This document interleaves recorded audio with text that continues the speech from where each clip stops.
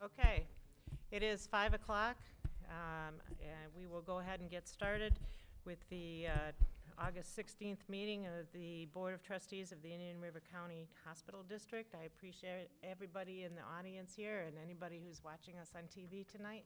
We appreciate you coming. We will start the meeting with our invocation with Pastor Jeremy Redman. He would lead us. Welcome, and thank you for coming. Thank you. If you would pray with me. God, we give you thanks for how you love us. You've told us that you're so close to the brokenhearted. You're so close to those who are hurting and those who are in need. And so thank you for your love, and thank you for the ways that you show us that you care so much for every part of us, even for our bodies, that we would be whole and healthy. And we see that so much in the ministry of Jesus. And so thank you for your care for us. And God, I'd like to thank you for this group of people who really have a heart for those who are in need of healing and those who are broken. And God, I'd like to ask that you'd bless them.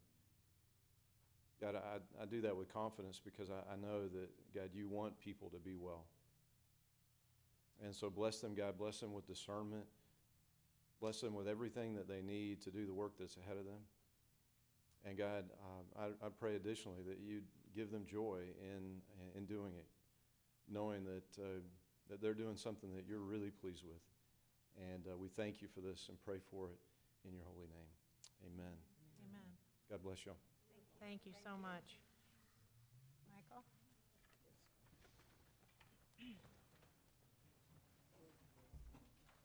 I pledge allegiance to the flag of the United States of America and to the republic for which it stands, one nation, under God, indivisible, with liberty and justice for all.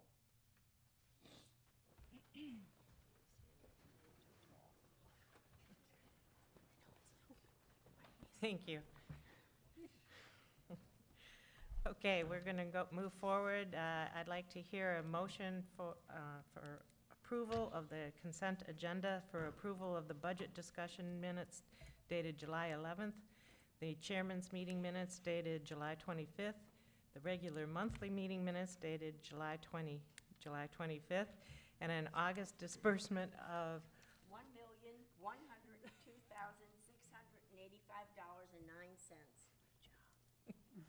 Oh my gosh, that 9 cents. I hear a second. Second. Okay, all in favor? Aye. Okay, thank you very much. Miss McChrystal, sometimes. Okay, a couple things that I would like to go through. First of all, we had several, I think a couple months ago now, a discussion relative to the medical center wanting to change their internal policy to be able to charge for non-emergency visits at some charge. And we had a discussion relative to that. Ms. Sudans asked the question from our lawyer, Ms. Pesky, if we were even allowed to do that. We got an answer back, and then request to go to our other attorneys. There's actually two questions in this this whole issue, and I guess I'd like to be able to explain the two questions there. There's one question that says, is the district allowed to charge given by the special act and what it is that we're authorized to do? That is the question that Ms. Pesky answered, okay? And the answer is that their legal opinion would say that the district, there's the clause in there that says that by a determination of the board, there may be charges there. The situation we have is a different situation, however. The situation we have is the hospital's policy, and many, many, many years ago, the district gave the authority to the hospital to run the hospital and to be able to do policy as they see fit in order to run that hospital effectively and efficiently. So the other question is this even a district issue? And that is the answer that Gray Robinson gave us, which is they went through a number of the acts, a number of the legal requirements and that type of thing, basically to say, this is an internal policy of the hospital, and the hospital needs to make that determination. They came to us to inform us of what their policy change would be, which I appreciate. And I think we should go back to them and say, when you have formed it officially, we'd like you to come back. We will get hold of them, and we'd like them to come back and tell us what their final policy change will be. But it is their policy to change. So, Thank you very much. okay? Thank you. Okay. So we will, that one, issue is closed for now. All right. The other thing I'd like to do is give an update on the partnership project process, which has been going on.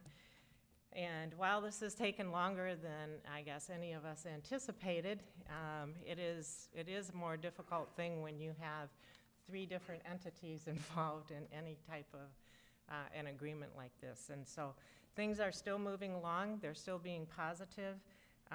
But the good news is that we have set a date for a review with the IRMC board and the hospital district trustees to be able to go through the agreements and the proposals and where we are as of right now. That date will be September 25th. It will be from 1 o'clock till 5 o'clock right now, and the meeting will be held at the Richardson Center. So the public is welcome to come. We're happy to have you there. Part of the reason why it is so far out is, A, we still have some things that we need to clean up, but the other thing is it gives time to ensure that all of our members and the hospital board members can be there and plan their trip and that type of thing. So we have a date, we have a timeline. All right, so anticipate being there September 25th. Again, the public is welcome to come and comment and be available there. Mary Beth, can you just quickly at that meeting, we will be reviewing, and then subsequent to that? At some point subsequent to that, we will have the vote. On that day? Not on that day. Not on that day, Not thank on you. that day. There will be time to marinate There on will the be time. information. Yes, there will. Marinate, I like it. We will marinate. I feel like we've been marinating. But yes, we will have time to be able to go through. The thought right now is that after that meeting, we would probably have another meeting just of the district trustees to have discussion, along with our lawyers and the folks from Juniper. And then at some point after that, we would have a vote. Okay? Thank you for the update. Okay. That is the update for that. So next, District Council. Thank you, Madam Chair. I really don't have that much to add, other than I've been quite busy this past month, as I have been each of these months while this process has been underway, working with the district's retained special transactional counsel, Gray Robinson Law Firm, as we are now in phase 2 of this collaborative process with the hospital, and happy that tonight we were able to announce a meeting date for everyone to plan and look towards. Additionally, as always, I have answered questions of trustees as they arise throughout the past month with regard to the process we're working towards with Cleveland Clinic and other district matters. Also have attended the meetings that have been held by the district and the trustees with regard to our ongoing budget process, as well as the upcoming funding, and we'll be reviewing the funding agreements before those are finalized. Does anybody have any questions for me at this time? And we did set another budget review meeting for the 29th, August 29th, at 10 o'clock to be able to go through again. Okay, thank you, Jennifer. Executive Director Report, Anne Marie. If I can get my mic to work. I was just going to say that the work that I've been doing, I guess recently, is the preparing of that budget, and we did set that other budget meeting. Hopefully, also been working with, obviously, the Gifford Health Center, which we've talked at length about yesterday.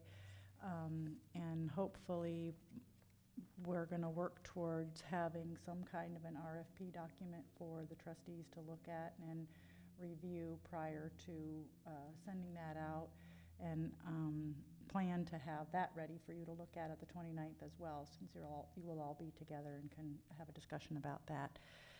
Also, I have Michael Felix engaged, which I spoke about last month, and he is going to come to do a pre-meeting with me and put together a plan to bring forward to all of you. Also, just so happens that I had planned that for September 25th, which is in the morning, so that's fine. And he is going to be flying out then by noon, I think, that day. So we're going to work through a plan to be able to present before you as to our work for October through December, for him to be ready to present to you in January, and how we propose to go about that. So I think other than that, Good. unless there are questions. Any questions? Well, just thank you for a job well done. Okay, moving on, IRMC monthly report. Rick Van Lith can talk to us about the patient room renovation. We haven't heard anything about that for a while, so we're anxious to hear. Thank you. So, there we go. So last summer, this issue came up, and the idea was to come up with a phased approach and modernize the existing rooms. Don't wait to build a new tower. Let's take care of the home we live in. So that project was started was approved in the budget cycle for fiscal 18, which starts on October 1st, and we started construction shortly after that. Uh-oh. You stumped me. There we go. I got it. So just a reminder, we have 286 acute care rooms. That doesn't count BHC across the street, where there's a total of 46 rooms. 32 are adults, psych, and the 12 are peds. So the mix of the rooms, which I don't know that this has been reviewed with you before. Some of you know it because you've been in the community for a while. There's 24 critical care beds. 14 of those are brand new rooms with the SICU project that went through, 5 years ago, 6 years ago. There's 23 OB patient rooms, and there's 239 med-surg rooms, and almost all of them are in the towers, which I'll talk about the towers. What we started in 18 was fiscal 18, was an East Tower renovation. Now, you'd think that'd be an easy thing, but the plumbing in our facility runs up and down. So you don't take out a floor. You take out 2 rooms on the 2nd floor, 2 rooms on the 3rd floor, 2 rooms on the 4th floor, 2 rooms on the 5th floor. So we've done it in waves, and I'll talk a little about that. So if you think about that and the seasonality, it's a challenge, because if you commit to do construction, you've got 2 times 4 rooms out, or if you take a bigger bite, you've got 16 rooms out, which can impede your ability to care for patients.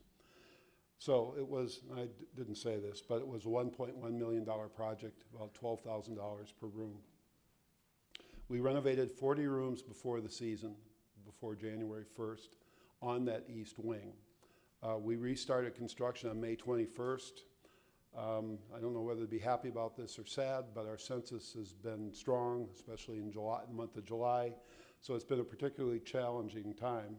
The cycle time on taking out rooms is about 3 weeks. So from the time you say, close it down,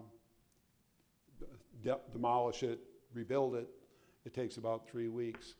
Now the East Tower, we're going to be finished with this East Tower, and I'll go into a little bit and show you some pretty pictures.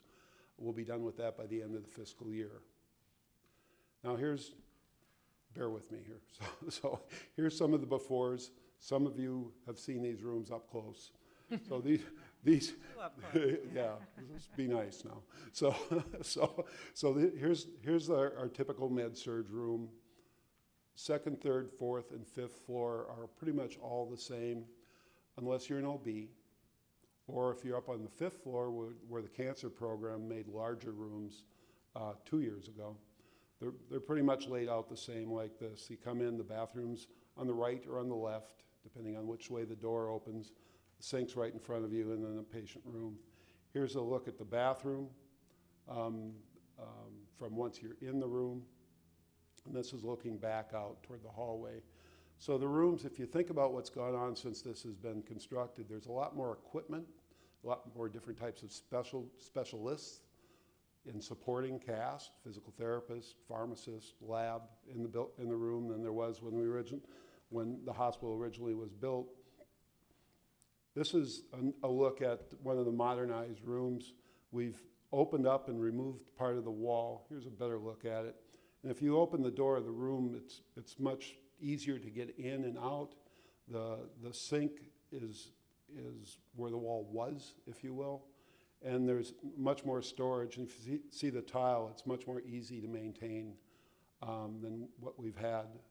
So the feedback has been pretty good. I've got a few more pictures. This is looking back out the door, and you can see the room is much more open if you look back out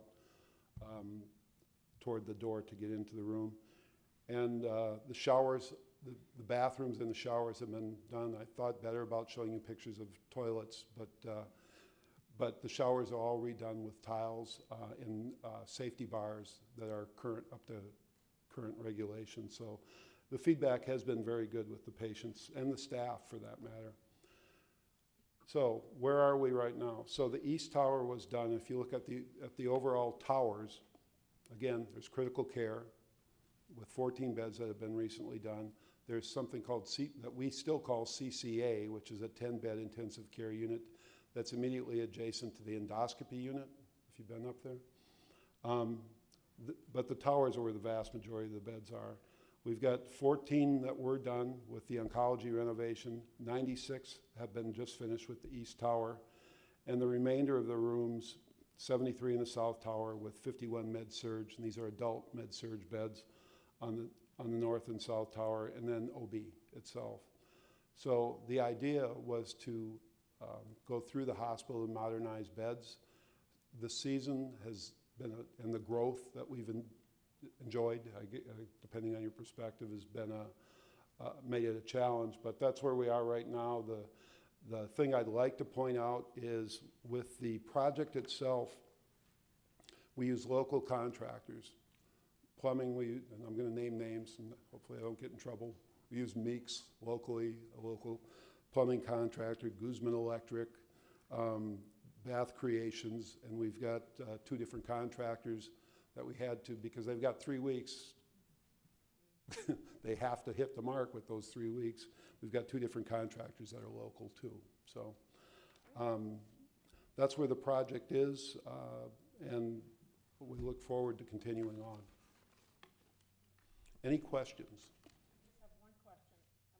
You're not. Well, I don't know.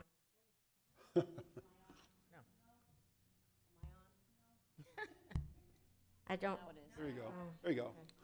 my voice is loud, but my hand, I guess, isn't. But anyway, I assume you're going to do those med-surg rooms, a priority. Didn't we, a few years back, do those OB labor and delivery rooms? Didn't we redo those a few years back? I know I was on some task force at the time, Emery, if we did, I'm not aware of it. Oh.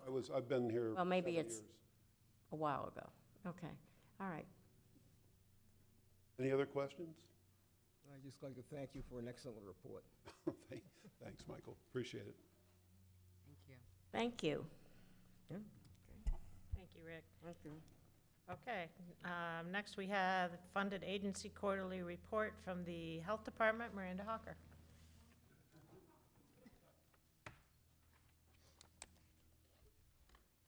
Yeah, Rick was about to take the remote control, so to speak. That would have been bad.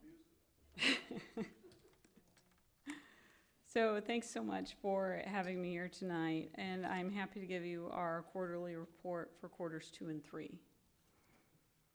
I wanted to start first about talking a little bit about the tours that we've been giving, and you've heard me talk a lot about the social determinants of health. We have to stop thinking of health as something that we get in hospitals and doctors' offices, but instead as something that starts in our families, in our schools, and in our workplaces, in our playgrounds and parks, and in the air that we breathe and the water that we drink. The State Surgeon General has established health equity as a priority for the Department of Health statewide. And our health department here in Indian River is considered a leader in this area with our work with PACH and community health improvement. Certainly, for those of you that have had a chance to take that tour, and certainly if more of you are interested, we're happy to do it. but you can see how the environment starts to impact your health.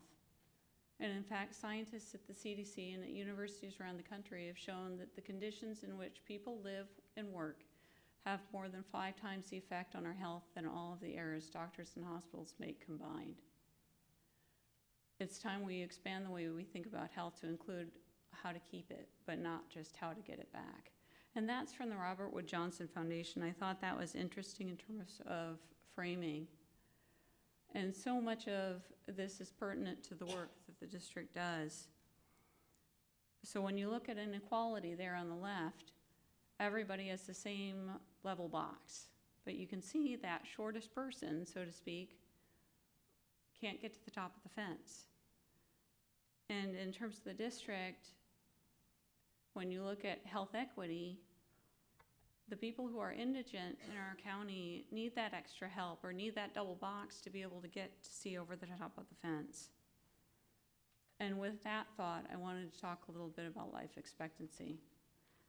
So I've shown this slide to all of you before, but what I hadn't gone through is what makes up the EHI, or the Economic Hardship Index. So this graph is colored based on the Economic Hardship Index. And then the little circular blobs there tell you about the life expectancy in that area.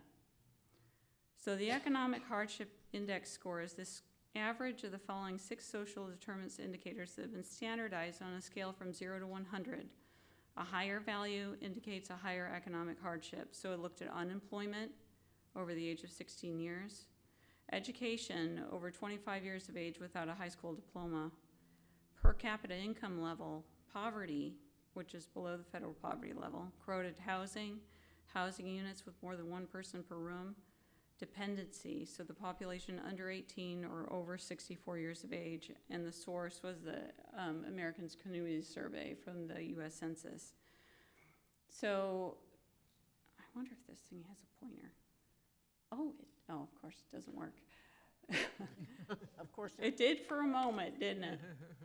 Okay, so you can see the Fellsmere area has 78, a life expectancy of 78. You can look, and it's the darker color there in about the middle part of the screen over towards where you see US 1 go up, that dark line on the map. It's an overlay. It's 75.3, that's in Gifford. The northern part of that large section is Wabasso that goes over into that next lighter colored census tract. But that is a mix of 2 neighborhoods, and Wabasso is kind of lost in the mix, but certainly the life expectancy for that community is likely lower as well if you think about the Economic Hardship Index. But when you look at our beachside communities, you have a high of 86.4. So that's why it's so important, the work that we do in terms of providing access to health care for the indigent, and all the work that we do on the social determinants of health to try to start to equalize our health equity in our county. And with that, I wanted to move into talking about our Vero Beach clients with our payer source. So these numbers are overall in terms of our payer mix. It's what's allowed for us, both with our state eligibility criteria that's allowed from the Department of Health, as well as the district numbers are mixed in with those. So our proportion of patients in Vero at 150% or less of federal poverty is 87%, 8% from Medicaid, 6% from Medicare, 10% private insurance, 10% Medicaid managed care, and 65% self-pay. For our dental clients, 93.8% of our patients are 150% or less. For our dental clinic itself, we have changed our criteria based on, we had to prioritize with limitation of funds that we take only the hospital district patients as well as Medicaid, but we do allow self-pay for emergencies only. In terms of pediatrics, 89.76% are 150% or less of federal poverty. Of course, the great majority of patients in pediatrics are covered through Medicaid. 2.1% is straight Medicaid, 68.15% is Medicaid managed care, 3.33% private insurance, and 26.42% self-pay. Our health department clients for, I'm sorry, this needed to be quarters 2 and 3. That's a typo on my part. But this is between our 2 quarters, and when you look at the difference between second quarter and third quarter, our layoff occurred in between those 2 quarters. So that impacted our numbers. And this is strictly clients. In terms of dental, you can see our payer mix for dental. And in terms of our health department clients for Gifford Health Center. Our Vero site visit trend, when you look at July 2017 through June 2018, the visits overall are in blue and are at the top of that graph. The district indigent qualified are in the red. Now I can talk to you about those dips and valleys a little bit. In July is when we have a lot of vacations occurring for our staff, because in August we require everyone to be back because of back to school and immunizations and the need for public health services. So you see an increase in our services in August. September, we had Hurricane Irma, and we also around that time found an error in our qualification process that we rectified and have been correcting that. It has been fairly level since that time. So currently for the time period April through June, 86% of our self-pay clients are income 150% or less. About 34% of those self-pay clients have the HD card, and 66% do not. We continue to try to improve that ratio, but we are struggling with that. We also had an ARNP that left in October, so you can see at the end of October where that dropped off and stayed at a lower level, because we allowed, when we knew that where our budget was, we allowed that ARNP to leave, so that was a vacancy we could achieve through attrition instead of a layoff.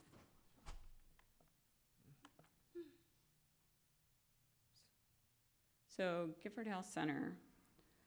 And August, again, we usually see that peak, the same type of, exactly what I said with the Vero site, where you see the lull in July in terms of some staff vacations occurring.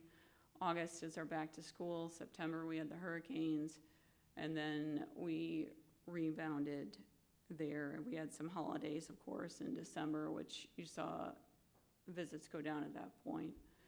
And again, when we found the correction that we made, we've had fairly minimal in terms of pediatric qualifications for the HD card. So in terms of Q1 total visits for Gifford Health Center was 1,520, 60 HD card visits. Q3 was 1,106, with a total of 37 visits for indigent qualified. Our dental site visit, 93% of our self-pay clients have income 150% or less.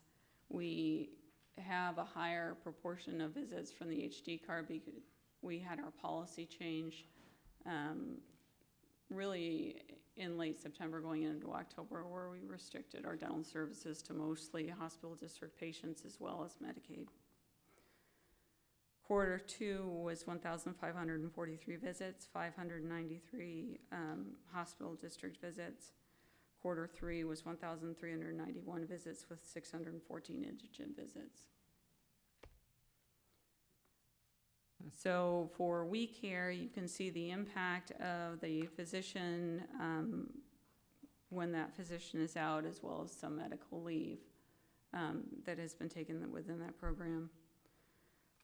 When you see that the red line there, we have both ER follow-up visits within the WeCare program. That's Dr. Fountain sees those, as well as some of the volunteer physicians do see some Medicaid clients, and that's why you see a difference between the total visits and the indigent qualified. So for quarter 2, we had 439 total visits, 368 indigent, quarter 3, 358 total, and 311 indigent. I also had given you a couple of other forms. Overall, you can see our financial report,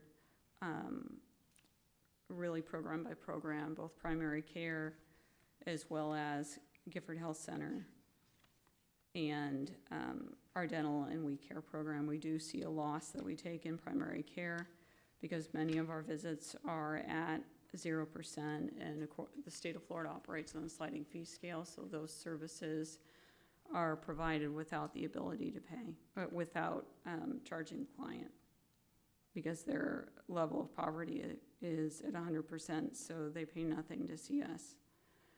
For Gifford Health Center, we had a loss in that program of about $58,000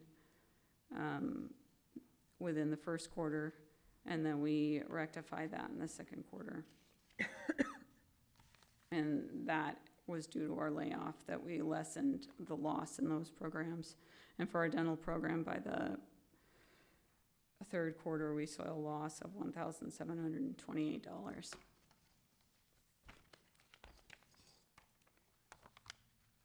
In terms of our scheduled appointments, I did provide you a update from by specialty, by patients on the wait list, scheduled appointments, new referrals, and average days for those individuals that were seen to completion of that referral.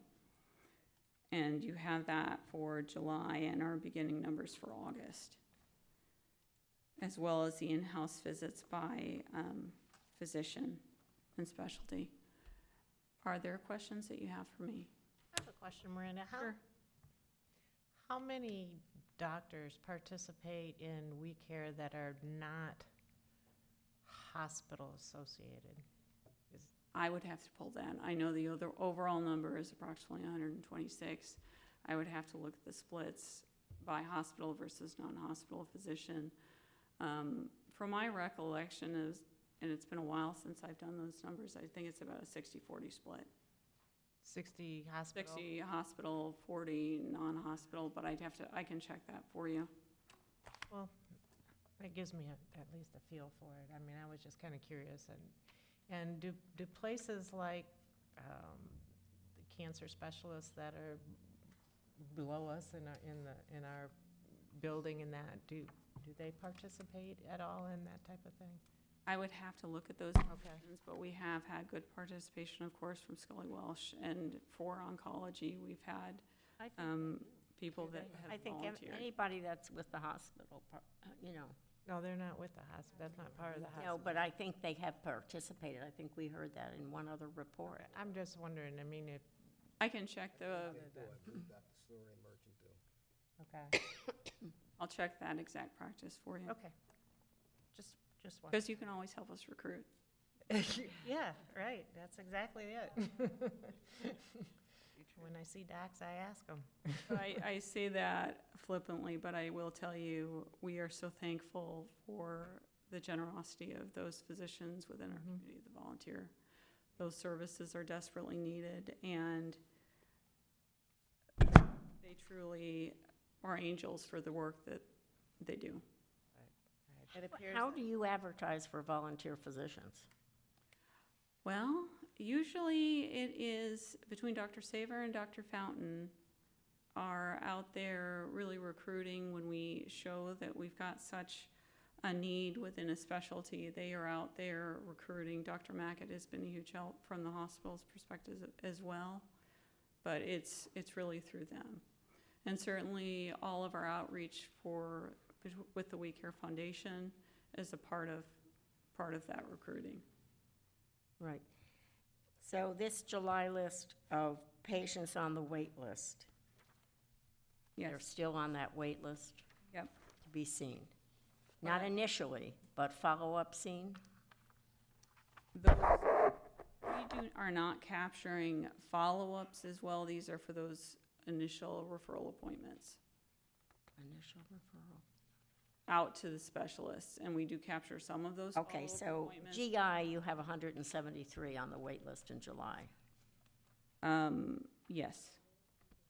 And then we scheduled 4 appointments and new referrals 8, and the average days to completion of that referral is 111 for GI.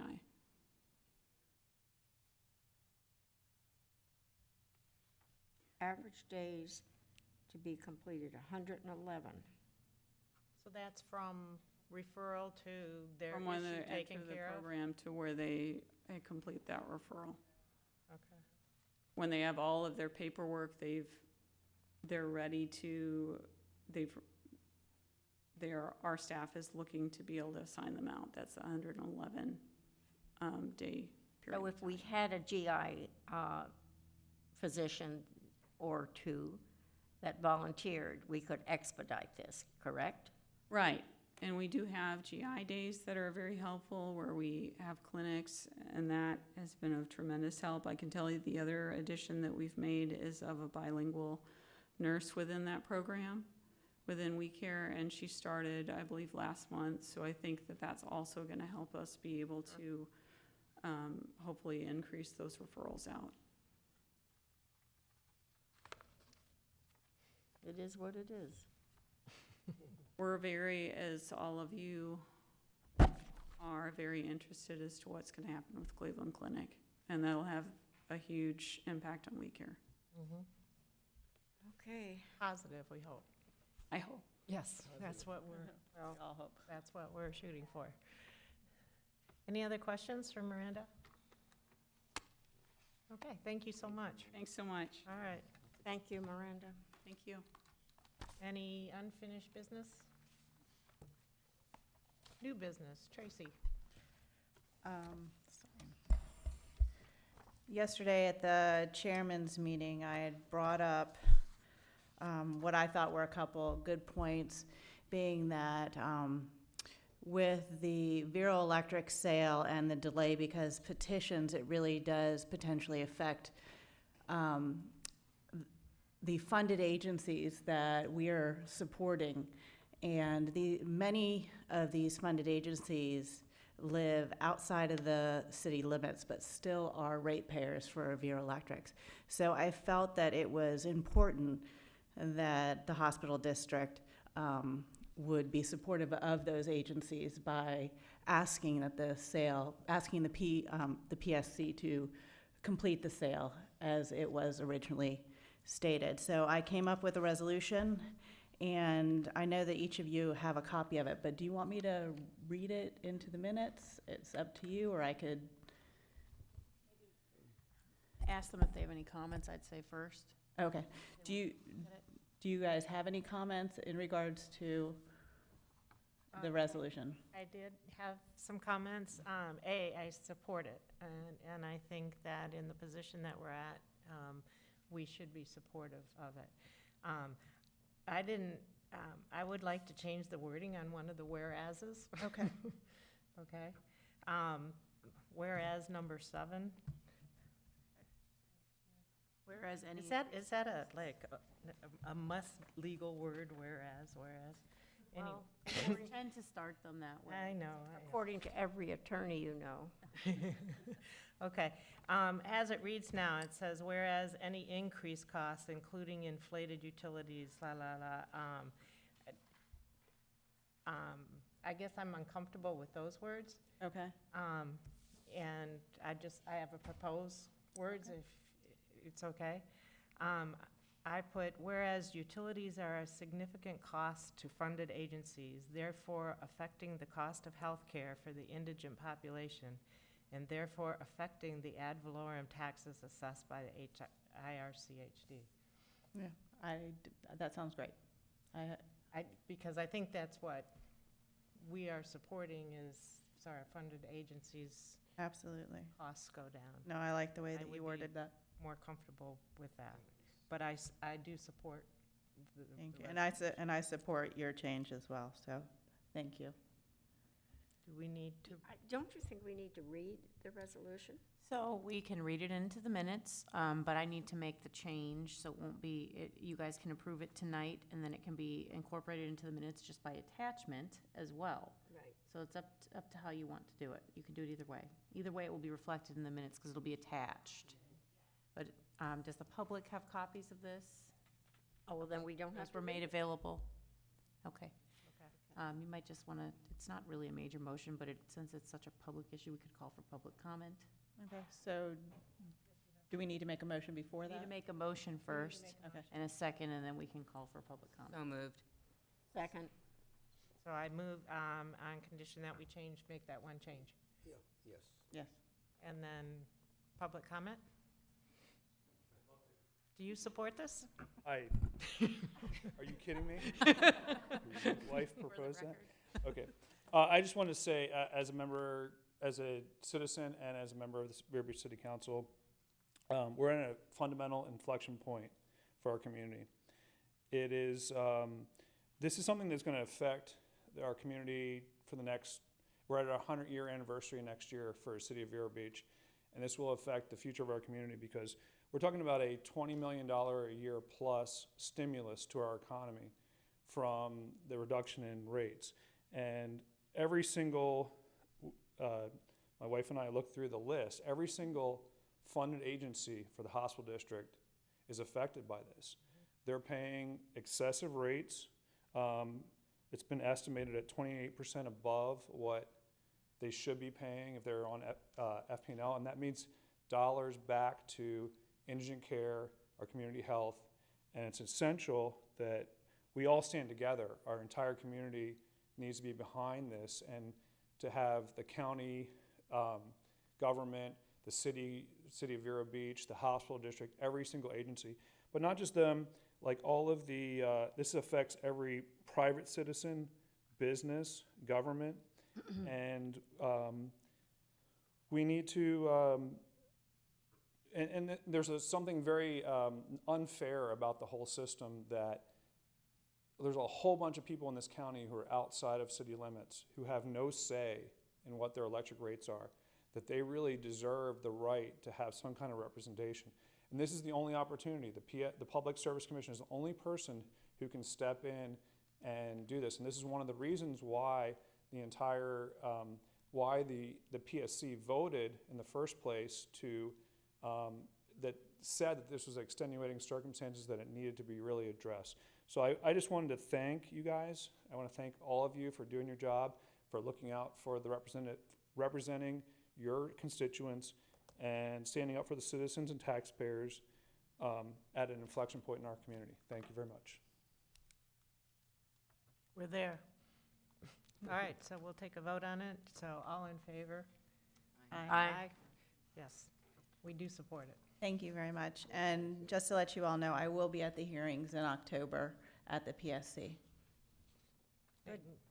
We're comfortable with you representing us as the hospital district. Thank I you. assume I very Dr. much Spence appreciate will that. be there. Yes. Okay. Okay, good. Any other business? Any other public comment? Okay, then we will adjourn the meeting for tonight. Thank you very much. Thank you.